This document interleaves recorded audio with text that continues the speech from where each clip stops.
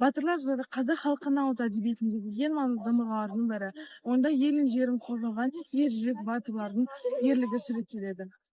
Батырлық жырлар халықтың тарихи жадын, батырлардың ерлік өсиет пен парызын өлең түрінде жеткізетін ауыз әдебиет нышаны.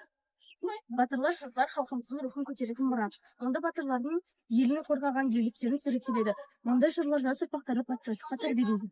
Батырлар жыры халық рухын асқақ шежіресі. Олардың елге деген шексіз сүйіспеншілік, ер намысын бетке қойған батырлардың қайсар мінезімен әділет жолында күресі көрініс табады. Батырлық жырлар елдік пен ерліктің айнасы. Олар халықтың отанға деген сүйіспеншілігін, ерлік істерлік дәлелдейді. Мысалы, Алпамыс батыр, Қобыланды батыр, Батыр баян жырлары халықтың отан сүйгіштігін. Батырлық жырлар халықтың тарихи жадын сақтаған рухани қазына. Оларда елдің өткені, жерге деген махаббат, ер намысын бәрінен биік қойған батырлардың қайсарлығы кеңінен суреттеледі. Батырлар жыры қазақ халқының ауыз әдебиетіне жататын шығармалар.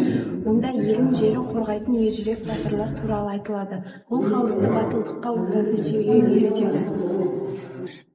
Қобыланды батыр жыры қазақ халқының ең көне және ең кең таралған батырлық эпостарының бірі. Жырда Қобыланды батыр елін жерін жаулардан қорғағандағы ерлігі мен батылдығы көрінеді.